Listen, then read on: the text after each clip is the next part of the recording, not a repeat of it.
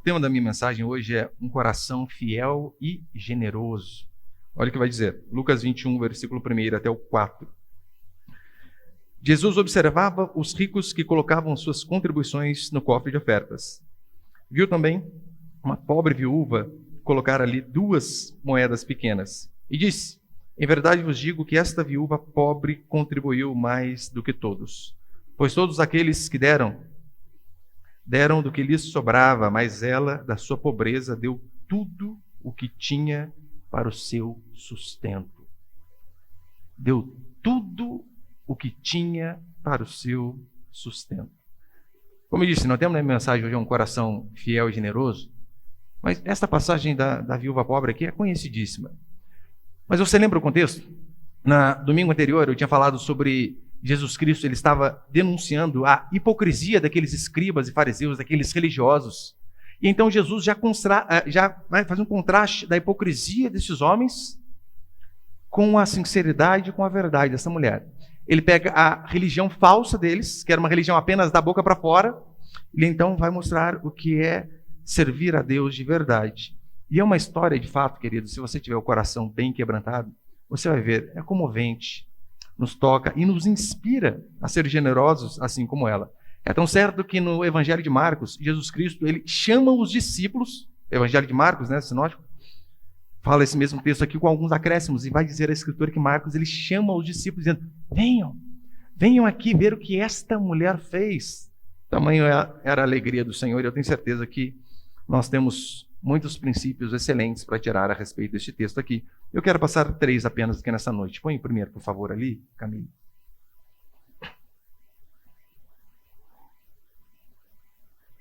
O primeiro princípio é o seguinte: a verdadeira oferta é um ato de sacrifício e confiança.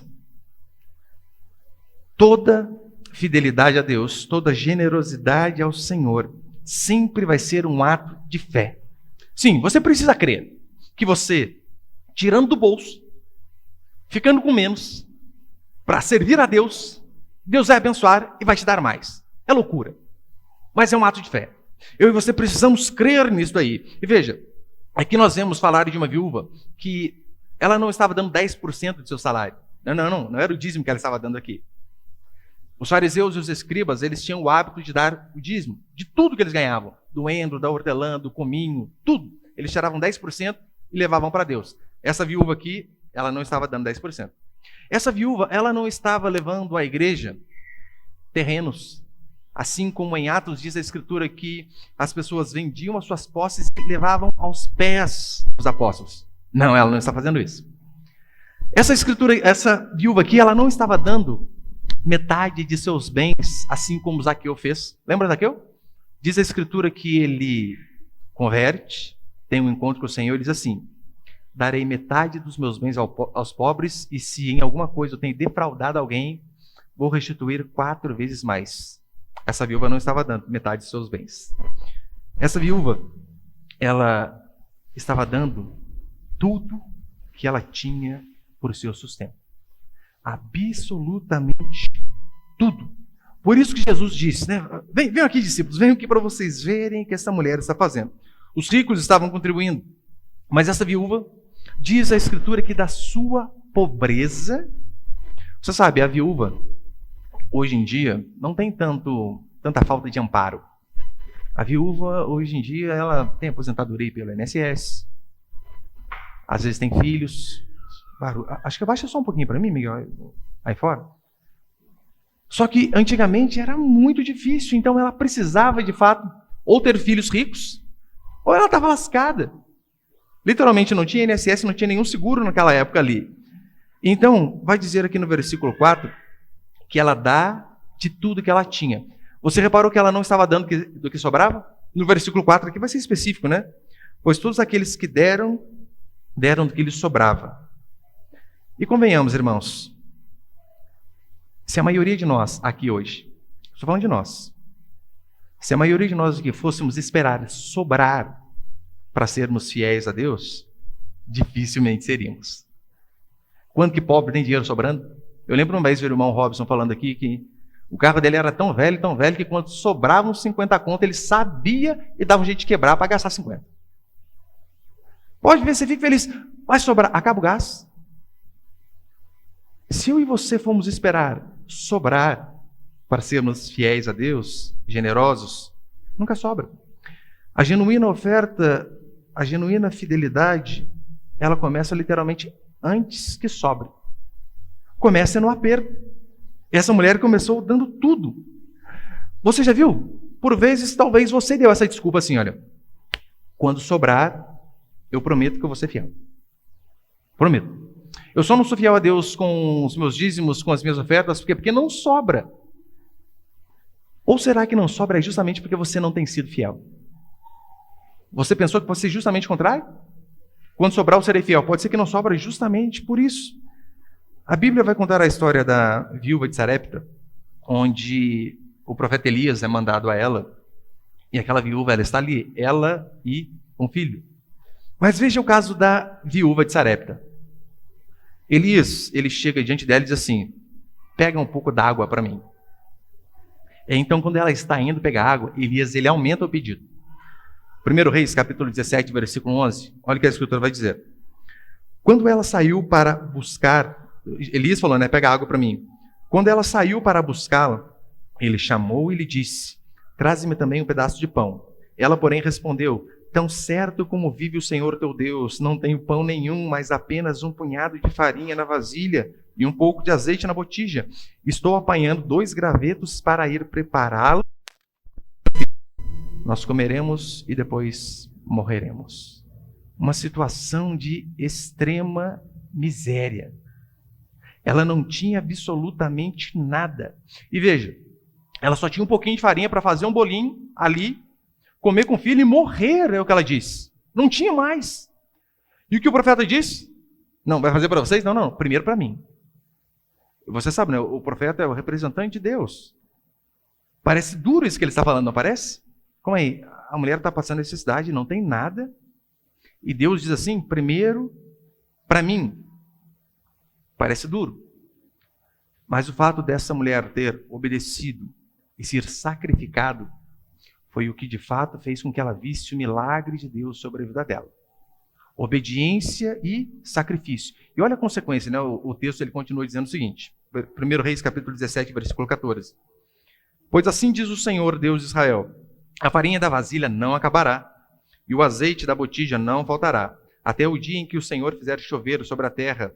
Ela foi e fez conforme a palavra de Elias. Assim, ele, ela e sua família comeram durante muitos dias. A farinha da vasilha não se acabou e não faltou o azeite na botija, conforme a palavra do Senhor, que lhe falara por intermédio de Elias.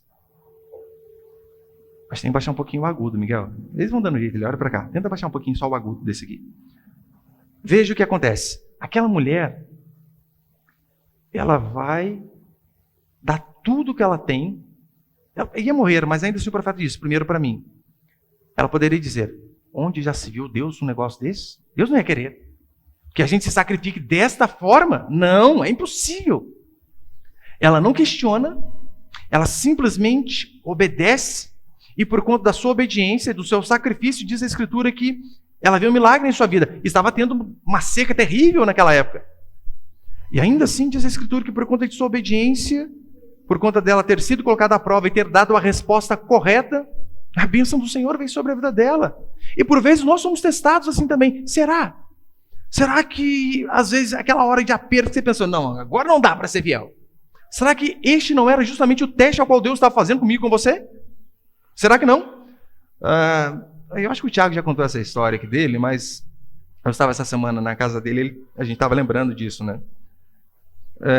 Eu sempre fui pobre. E nós morávamos ali junto, né? Era um beco, era 2 casas, morava eu e ele. Eu era pobre, e ele era miserável. Pior que eu. Quebrado. Tanto é que quando ele casou, o casamento dele não teve nem festa. O pastor falou, pode beijar a noiva. Acabou o casamento. Foi isso, foi embora, nem salgadinho. Não lembro se teve salgadinho, teve, Thiago. Nem isso, né? Que quebradeira, hein? Que quebradeira. E eu lembro que ele morava perto da minha casa, e ele estava me lembrando essa semana, né? Eu lembro como se fosse hoje. Dia 2 caiu o pagamento, Dia 10 já acabava o dinheiro. Dia 15 acabava o limite do cartão. Da metade do mês em diante era só pela fé. Era Deus fazendo um milagre atrás do outro. Eu lembro de uma vez ele dizer que, né, tinha feito as contas dele lá e estava apenas com o dinheiro do dízimo que ele tinha separado para ser fiel. Só que ele falou assim para mim: pastor, mas eu não fiz nem compra ainda. O que eu faço agora? E ele decidiu, diante dessa circunstância terrível, ser fiel a Deus. Eu falei: não, o dízimo não é meu, serei fiel. E pela graça de Deus, daquele mês em diante, você não tem certeza como que Deus começou a abençoá-lo. Eu falo que eu sou testemunha. Porque ele trabalha com evento, né? Na época, tadinho, tinha 2 fantasias, uma preta e branca e uma colorida, só isso. Hoje tem um monte lá. Tinha nada, e eu lembro de Deus começar a abençoar ele, a esposa, os filhos. E ele literalmente parecia essa viúva aqui, estava na mesma pele da viúva. Na mesma pele da viúva. E ele dizia: não, aquilo foi o meu teste. E ontem, sexta-feira, estava na casa deles e a Maria Laura estava lembrando, né? Chegou uma época da nossa vida que nós comíamos ração operacional. Não tem nada a ver com ração de cachorro, não. Vou explicar para você o que é. Quem é do quartel sabe o que é, né? Em acampamento a gente tem os kits de sobrevivência lá e tem balinha de jujuba, uns negocinhos de vitamina, e às vezes tem aquela latinha de feijão, ou azeite de salsicha, ou um pacotinho com fricassê. É para você sobreviver, por isso é kit de sobrevivência. Eles literalmente estavam fazendo sobrevivência, só que na casa. Não tinha absolutamente nada. Hoje, graças a Deus, melhorou, né? Hoje eles comem no Outback, aleluia. Mas olha para você ver o teste que constantemente nós passamos. E Deus vai nos testar. É só você lembrar do princípio de Abraão. Abraão foi a mesma coisa. E veja que interessante. Abraão, ele é colocado à prova. Diz a Escritura que quando ele vai oferecer o seu filho Isaque, ele já era velho. Primeiro, né? Ele já teve filho velho, sem Viagra, sem nada. Milagre. E então, aquele sacrifício para se ter um filho, e Deus diz: agora sacrifica o filho. Você imagina a cabeça dele: como que eu vou arrumar outro, gente? Não dá! E ainda assim, a Escritura diz que ele decide sacrificar o seu próprio filho. Agora você pode pensar assim: mas por que Abraão teve tanta fé assim? Qual a resposta? Sabe onde nós vemos essa resposta? Hebreus capítulo 11. Hebreus capítulo 11, versículo 17, vai dizer assim: pela fé Abraão, quando posto à prova, ofereceu Isaque. Deixa eu só ver se eu mutei aqui. Pela fé Abraão, quando posto à prova, ofereceu Isaque. Estava mesmo para sacrificar o seu unigênito, aquele que acolheu alegremente as promessas, a quem ele tinha dito: em Isaque será chamada a tua descendência, porque considerou que Deus era poderoso até para ressuscitá-lo dentre os mortos. Você lembra o episódio? Abraão, ele foi para sacrificar mesmo, ele ia matar o menino. Deus pediu: assim eu farei. E diz a Escritura que Deus intervém, mas Deus tinha certeza, ele ia fazer isso. Por isso que eu precisei pará-lo. E aqui então em Hebreus capítulo 11, versículo 19, nós vemos o porquê que ele não duvidou, não titubeou, porque ele acreditou em Deus. Ele diz: olha, porque ele considerou que Deus era poderoso até para ressuscitá-lo dentre os mortos. Essa era a esperança dele. Se Deus mandou, eu tenho certeza, Deus vai dar um jeito, nem que seja fazer esse menino viver de novo. Você consegue ver a importância de crer em Deus em toda e qualquer circunstância? Essa viúva aqui estava mais ou menos no mesmo caminho. Talvez ela estava pensando assim: olha, isso aqui é tudo que eu tenho. Se eu der, eu fico sem nada. Mas não importa. Eu sei que de alguma forma Deus vai fazer com que eu tenha sustento. E ela vai e é fiel. Fidelidade e generosidade são atos de confiança em Deus. Nós, quando somos fiéis a Deus, nós estamos, de fato, declarando: Deus é provedor. Ele quem sustenta. O meu sustento, em primeiro lugar, não vem da minha inteligência, não vem do meu trabalho, não vem da minha sabedoria. O meu sustento vem do Senhor. E toda vez que nós somos fiéis, seja com os nossos dízimos, com as nossas ofertas, com a nossa generosidade, nós estamos dizendo em alto e bom tom: eu creio que Deus proverá. Porque você dizer que você tem fé é fácil. E uma das formas de colocar em prática essa sentença de que eu creio em Deus é a fidelidade no dinheiro. Pode ter certeza. Eu sei que a matemática divina, por vezes, ela parece um pouco irracional, né?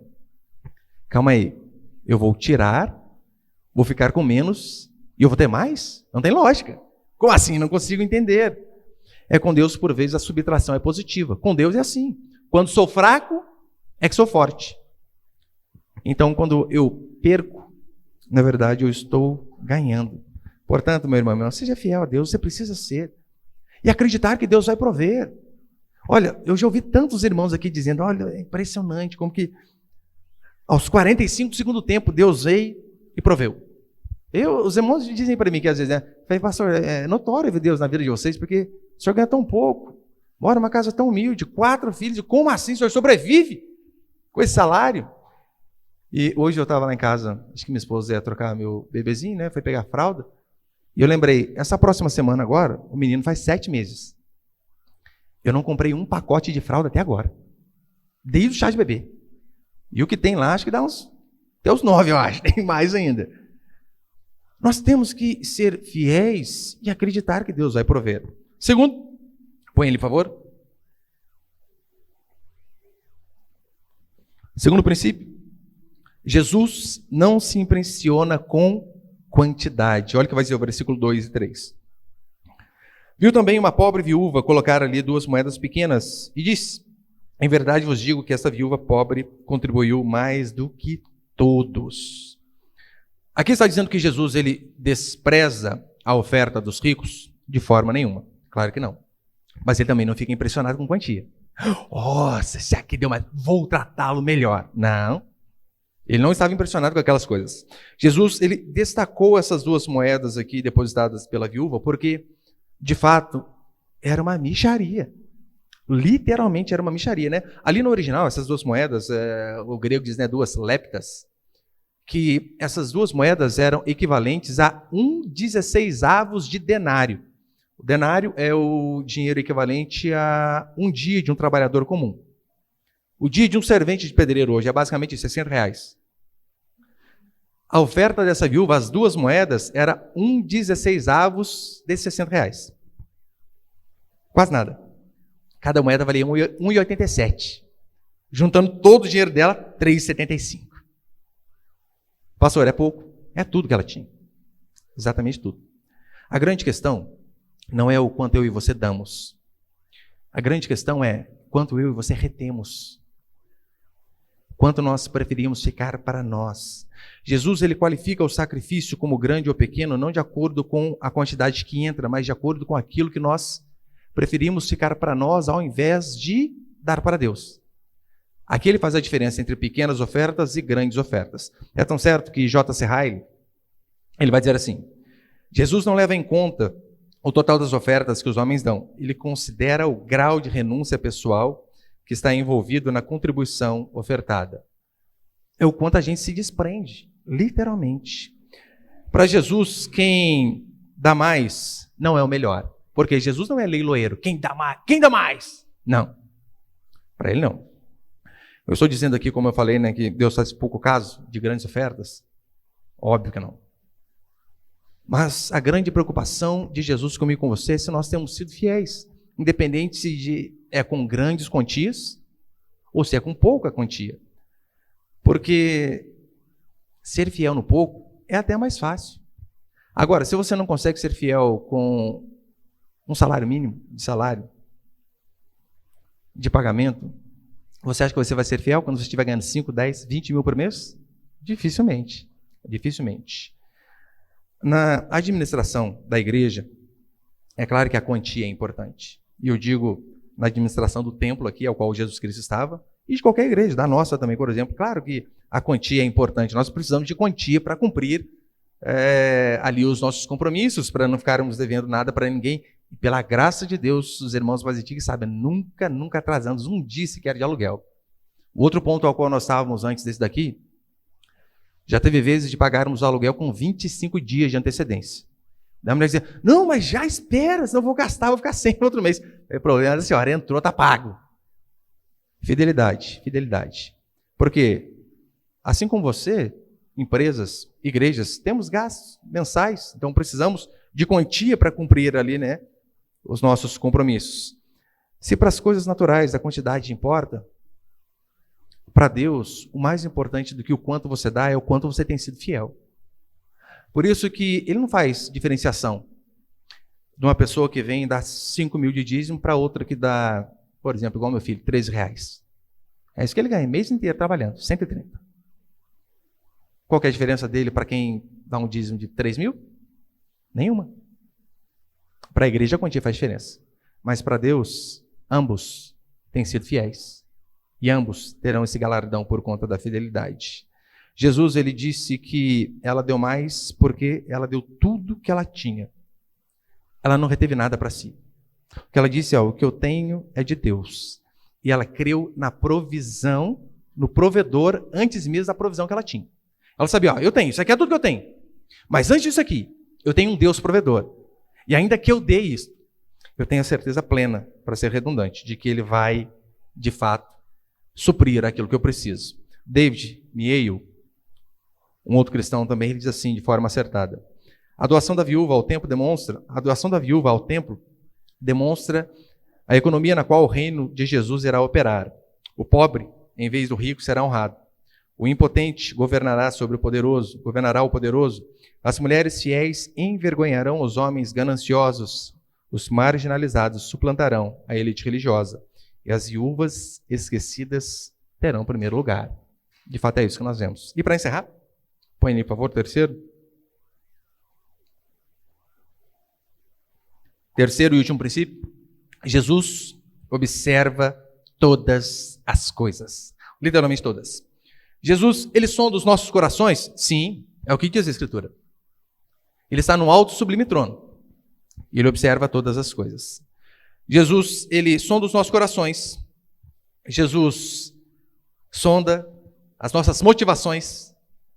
E Jesus sonda, vê e observa o nosso bolso também. Ele sabe quando nós temos sido fiéis ou quando tentamos dar aquela enganada marota em Deus, sabe? Aqui, eu que tenho para hoje. Jesus, ele observa aquelas pessoas que vão ao gasofilácio. É tão certo que no Evangelho de Marcos, capítulo 12, que é o mesmo texto, vai dizer assim: Jesus sentou-se em frente ao cofre das ofertas e observava como a multidão colocava dinheiro no cofre. Muitos ricos depositavam ali muito dinheiro. Jesus senta em frente aos cofres e observa. Literalmente, Jesus estava aqui, sabe? Estou vendo aí? Estou vendo. Como eu disse, Jesus vê o coração e o bolso. Ele vê a motivação que cada um traz a oferta. E é importante a motivação? Claro que é. A motivação com que você traz a sua oferta, com que você é fiel a Deus, é mais importante que a quantia que você dá. A motivação da nossa contribuição é fundamental. Por quê? A Escritura vai dizer que a igreja é a casa de Deus. A igreja, ela não é uma bolsa de valores onde você investe para receber. Não é uma barganha. Deus, estou dando aqui, mas ai de ti, se não me abençoar, porque é a minha parte que eu estou fazendo. Igreja não é uma loja de câmbio, onde você leva o dólar e troca por real, onde você leva o seu dinheiro e troca por bênção. Deus, 10% aqui. Saúde papai, para mamãe e para o filhinho, hein? Senão eu não dou mais. Não, a igreja não é uma casa de câmbio. Fidelidade e generosidade com o objetivo de aparecer é pecado. Pecado. Veja o exemplo de Ananias e Safira. É tão certo que eles tinham uma motivação errada no coração, por quê? As pessoas estavam vendendo as suas posses e levando dinheiro de terreno, de posses, estavam levando aos pés dos apóstolos para que fosse distribuído para quem tinha necessidade. E diz a Escritura que Ananias e Safira, eles pegam um terreno que eles tinham, vendem e combinam um certo valor. Olha, se alguém perguntar por quanto a gente vendeu, diga que vendemos por tanto. Não teria problema nenhum. Imagina, tá lá, você vende um terreno, hoje não sei, mais ou menos, sei lá, uns 100 mil. E então você decide levar metade, 50 mil para a igreja. Pastor nenhum ia ficar bravo, dar um beijo na sua testa. Ia fazer isso. Mas qual que foi o problema de Ananias e Safira? Como as pessoas estavam dando tudo, eles quiseram se passar por essas pessoas também. Então eles disseram assim, o valor não diz, né? Eu estou apenas para ter uma base aqui. Olha, amor, nós vendemos o terreno por 100, mas vamos levar lá 80 mil para a igreja. E qualquer pessoa que perguntar, vamos dizer, vendemos por 80 mil, porque assim eles vão ver que nós também demos o valor todo, integral, da propriedade ao qual nós tínhamos. Você lembra o que acontece? Ananias entra, Pedro diz assim: por que mentiste ao Espírito Santo? E o rapaz cai morto na hora. Pá! Aí depois aparece Safira, desavisada, inocente, cúmplice do marido. E Pedro diz: por quanto vendeu o terreno aí, ô, moça? Não, foi 80 mil. Tá vendo aqueles homens na porta lá, o Tiago e o Gustavo? Acabaram de levar o seu marido morto. Vão levar você também. Pá! Cai a mulher. Imagina você dar o dízimo aqui, sendo que não é o dízimo. Você, vou dar 8% para dar o cambal em Deus. E eu digo: quem não deu 10%, Senhor, mata agora. Cai um aqui. Eu duvido que você vai ser infiel depois dessa. Eu duvido. Foi isso que aconteceu. Literalmente. Da mesma forma, eu e você, nós não devemos contribuir com a motivação errada. Nós também não devemos contribuir, sabe com o quê? Com a quantia errada. Sim, porque biblicamente há uma quantia mínima ali para se contribuir. Uma vez eu vi um grande pastor que eu admiro muito falando sobre as contribuições das igrejas nos Estados Unidos, na Europa. E lá, como que eles fazem? Lá, por conta da inflação ser mais instável, conseguir fazer projeção para 1, 2, 3 anos à frente, fica mais fácil, né? No Brasil é quase que impossível. Como você vai fazer projeção para daqui a um ano? Você não sabe se vai estar trabalhando daqui a um ano. Não sabe quando vai estar a inflação. E então o que eles fazem? Eles fazem um cálculo anual de quanto que a igreja gasta. E eles dizem assim: olha, nós gastamos X por ano. Então, com base nisso, nós precisamos tanto de dinheiro. Isso aqui dividido para os irmãos, dá na média ali, por exemplo, 3, 4, 5% do salário mínimo. Então a pessoa pagava aquela quantia ali, às vezes pagava à vista, via regra, né? Se tem dinheiro para pagar à vista. E você não precisava mais contribuir o ano inteiro, porque, olha, aquilo já deu para suprir as necessidades do salão, da igreja a qual eu frequento. Eu acredito que essa não seja a forma mais bíblica de se contribuir. Porque, lembra, no Antigo Testamento, nós vemos a instituição do dízimo, e antes da lei, para que aqueles que dão desculpa não podem dizer assim: mas o dízimo é da lei, a lei passou. Não, o dízimo vem antes. Antes da lei, Deus já tinha instituído o dízimo. No Novo Testamento, você não vê nenhuma ordenança, nenhuma ordem explícita ou implícita em que nós devemos deixar de contribuir com a 10ª parte dos nossos proventos, do nosso ganho. Nenhuma ordem em relação a isso. O princípio da proporcionalidade, da regularidade e da generosidade continua imperando. Senão Deus falaria: por que hoje nós não trazemos um cordeiro para matar aqui, e o sangue dele ser derramado? Porque Jesus Cristo morreu de uma vez por todas. E João Batista, ao vê-lo saindo do Jordão, disse: eis o Cordeiro de Deus que tira o pecado do mundo. É por esse motivo que nós não sacrificamos mais cordeiro, porque Jesus Cristo cumpriu. Você já viu alguma ordenança implícita ou explícita dizendo, não precisa mais contribuir? Não tem. Você não vê falando nada que mudou a quantia, você vê as pessoas dando mais. Mas menos que isso você não vê. É tão certo que 1 Coríntios capítulo 16, Paulo vai dizer assim: quanto à coleta para os santos, fazei vós também o mesmo que ordenei às igrejas da Galácia. No primeiro dia da semana, cada um de vós separe o que puder, de acordo com o seu ganho, com a sua prosperidade, e o guarde para que não se façam coletas quando eu chegar. Primeiro dia da semana. Qual é o primeiro dia da semana que nós temos? Domingo. Paulo, assim como ele disse às igrejas da Galácia, ele está dizendo aos irmãos de Corinto: no primeiro dia da semana, no domingo, na reunião de vocês, separem de lado proporcionalmente aquilo que vocês ganharam, para que não tenha que levantar a oferta quando eu for, né? Primeiro dia da semana vocês pegam e façam isso.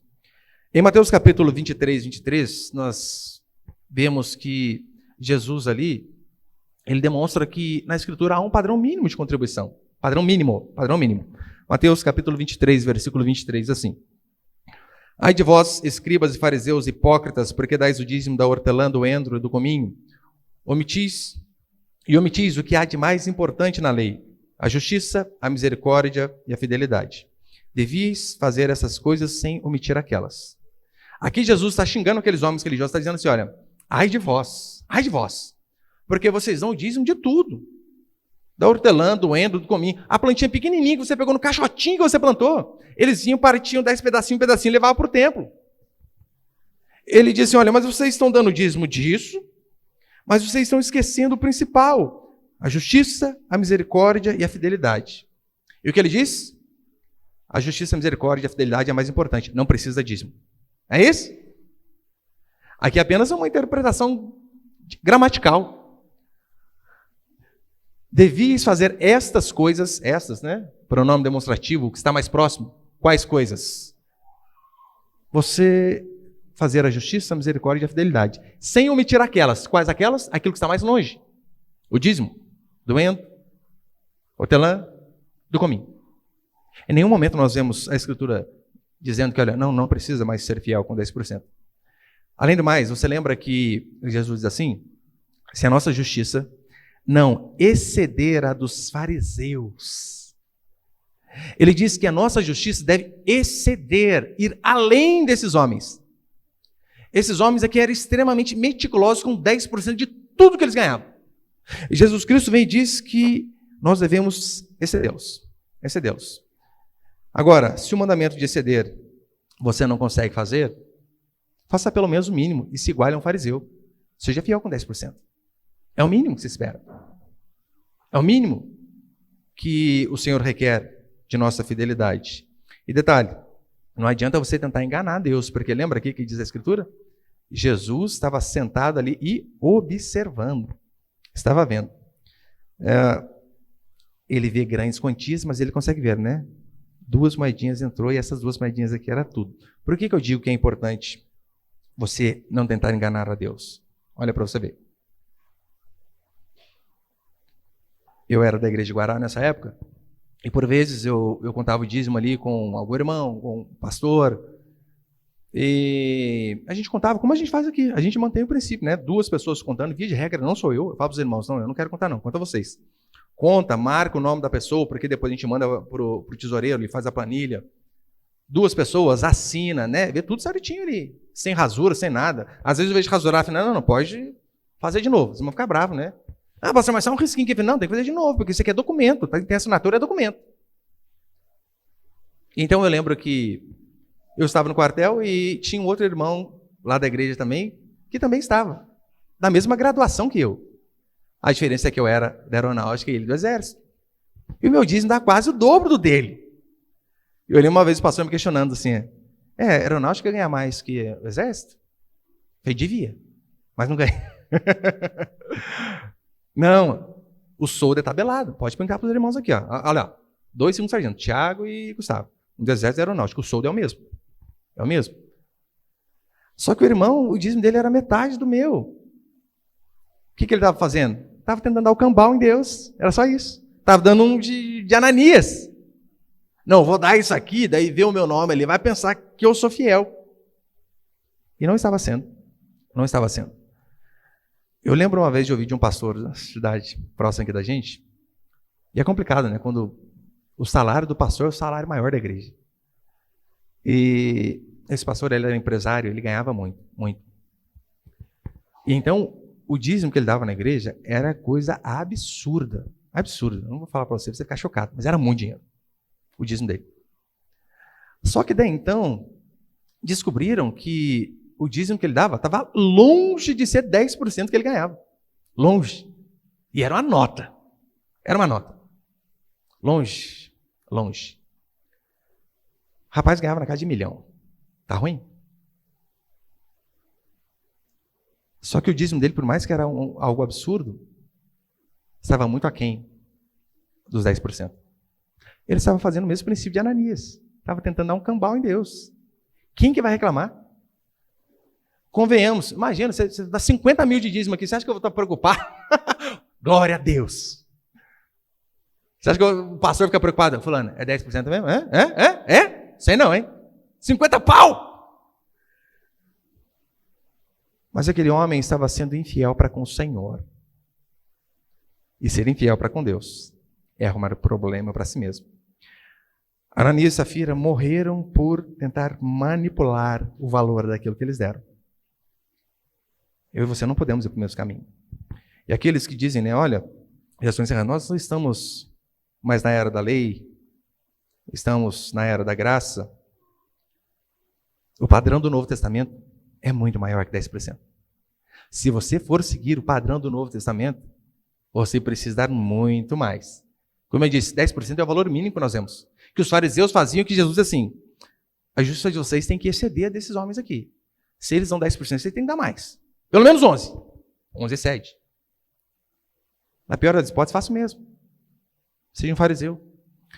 Agora, se você for seguir o padrão do Novo Testamento, você vai ver alguns episódios como Atos capítulo 4, versículo 34, que diz assim: pois não existia nenhum necessitado entre eles, porque todos os que possuíam terras ou casas, vendendo-as, traziam o valor dos que vendiam e depositavam aos pés dos apóstolos.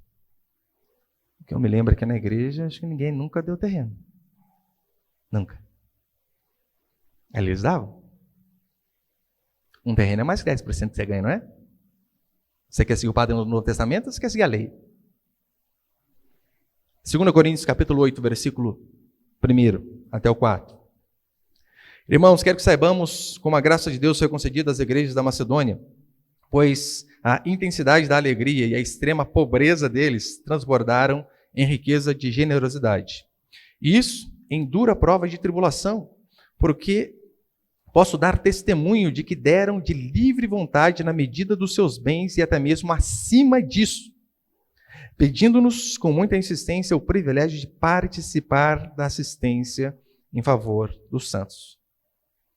Os santos eram os irmãos que trabalhavam na igreja, os missionários, os pastores. Ele diz que, olha, eu quero que vocês saibam da graça de Deus que foi concedida às igrejas da Macedônia, porque eles, pobres, para você ver que fidelidade não tem a ver com ser rico ou ser pobre, extremamente pobres, diz a Escritura que eles deram acima do que eles podiam. Eu não consigo entender o que é isso. Como assim você dá acima? Só se fizer empréstimo. Como você dá acima do que você tem? E é exatamente isso que a Escritura diz. E não só isso. Diz que eles deram, que eles clamavam, queremos contribuir, queremos ajudar, queremos fazer parte. Como que a gente faz para dar mais assistência? E eles também se ofereciam para trabalhar. O versículo 5 vai continuar dizendo. Então, se você quiser seguir o padrão do Novo Testamento, você tem que seguir isso aí, ó. Você tem casa, tem um terreno, vende terreno, traz semana que vem aqui. Ah, é da lei, o 10%. Tá bom, então semana que vem você traz terreno. Transfere para o nome da igreja, CNPJ, passa para você já. Esse é o padrão. E para terminar, olha o versículo 4 do texto que nós lemos aqui. Ai, pastor, Novo Testamento é era da graça, não tem 10%. Então faça igual a viúva. Pois todos aqueles deram do que lhe sobrava. Mas ela, da sua pobreza, deu tudo o que tinha para o seu sustento. Rapa a sua poupança e faz o pix para a igreja. É isso que ele está dizendo. É mais fácil 10%, não é? É mais fácil ser fiel com o mínimo e ser um fariseu. Tudo que nós temos é do Senhor, e essa viúva tinha entendido isso. E que Deus possa, de fato, nos dar um coração gracioso, generoso e que confia nele. Um coração que não tenta enganar o Senhor. Não tente fazer isso. Não tente. Prejudicado é você. Que Deus possa dar a nós um coração disposto a se sacrificar, a ser fiel, a exceder, pelo menos, o princípio desses fariseus aqui. Eu não vou... É que às vezes é chato dizendo a gente, né? Mas eu não vou dar, não. Vou dar exemplo de um irmão que me contou essa semana. O irmão que é da nossa igreja, e eu estou contando isso aqui porque eu pedi a ele. Falei, posso? Pode. Eu acho que há 5, 6 meses desempregado, e homem desempregado é uma tortura. Você não ter como trazer dinheiro para dentro de casa, cumprir a função básica, que é ser o provedor. Graças a Deus, a esposa dele trabalhando. E ele falou, pastor, eu sempre vejo o seu terceiro filho, né, na hora que você pede para trazer os dízimos, as ofertas, os irmãos lá, ele pega um envelope vazio e traz. Você já viu? Toda vez, vamos conferir aqui, tem um monte de envelope vazio. É o Arthur que traz. Traz. Aí é bom que vai aprendendo, né? O caminho já da fidelidade, né? Ó, vai lá, pega o envelope e vem. Vai aprendendo. E esse irmão sabia disso, então ele falou assim, pastor, eu angustiado, querendo trabalhar. Você via que queria mesmo, que teve um dia eu arrumei um serviço para ele que não era muito bom, não. Ele tem? Eu vou. Pô, vai na hora. Quem quer trabalhar faz, dá um jeito. Ele falou, pastor, eu vi o seu filho indo, sabe o que eu fiz? Eu peguei um envelope vazio e fui atrás. Falei, Deus, me livra dessa vergonha. Dá um trabalho para eu ser fiel à casa do Senhor. Hoje eu estou passando vergonha, que é colocando sem nada. Mas dá um emprego. 5 dias depois, para a glória de Deus, ligaram para ele. E ele começou a trabalhar na mesma semana. Eu tenho certeza que quando a gente é fiel e sincero a Deus, a gente ora segundo a vontade do Senhor, que não é isso que a Escritura diz? Que Deus, Ele faz, quando nós oramos segundo a sua vontade, qual que é a vontade do Senhor? Que nós, os homens, sejamos os provedores do lar. Então, se você não está conseguindo prover para os seus filhos, para a sua esposa, você deve orar. Falar, Deus, não é trabalho. Não deve orar para cair dinheiro do céu, não. Ganha na loteria, não. Deus, trabalho. Porque o trabalho dignifica o ser humano. E se você orar com fé, eu tenho certeza, Deus vai prover. E até então, pelo que eu me lembrava, pode ver, eu conheço todo mundo aqui da igreja. Eu acho que era o único desempregado da igreja. Único. Uns ganham mais, outros ganham menos. Mas eu não lembro de ninguém daqui desempregado. Com esse irmão que começou a trabalhar agora. Ninguém. E pode ver, tem rico aqui no meio? Tem nada. Mas Deus tem suprido todas as necessidades da igreja. Já falamos para os irmãos aqui, né? Quanto a gente gasta mensalmente, que não é barato. Mas ainda assim Deus tem suprido. Por quê? Porque pessoas têm exercitado sua fidelidade. Seja no pouco, seja no muito. Seja com 2 moedinhas, como a viúva, seja com grandes quantias, como aqueles ricos. Mas louvado seja Deus pela fidelidade da maioria dos irmãos aqui.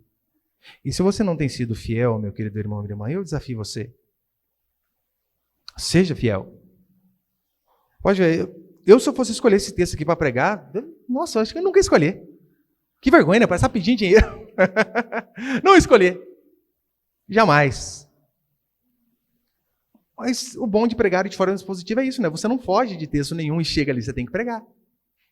E se a Escritura diz que é bênção você ser fiel, ser generoso, dar até além daquilo que você tem, crer na provisão e ver Deus fazendo milagre, eu digo isso para você também. Não é palavra minha, é palavra do Senhor. Seja fiel a Deus e você vai ver Deus suprindo as suas necessidades. Nem que seja com um envelope vazio, o irmão fez. Mas se você for fiel a Deus, se você não querer dar o cambal em Deus aí, não dá esse tanto aqui que duvido que o pastor vai saber. O pastor não sabe quanto que eu ganho? Eu não quero nem saber. Deus sabe. Então o que importa é você sermos fiéis, porque se formos, veremos milagre assim como essa viúva viu. Veremos milagre assim como a viúva de Sarepta viu. Ia comer e morrer. Então diz a Escritura que ela, o filho e o profeta comeram durante tantos e tantos tempos. Mas para isso eu e você precisamos ser fiéis a Deus. Amém, meus queridos?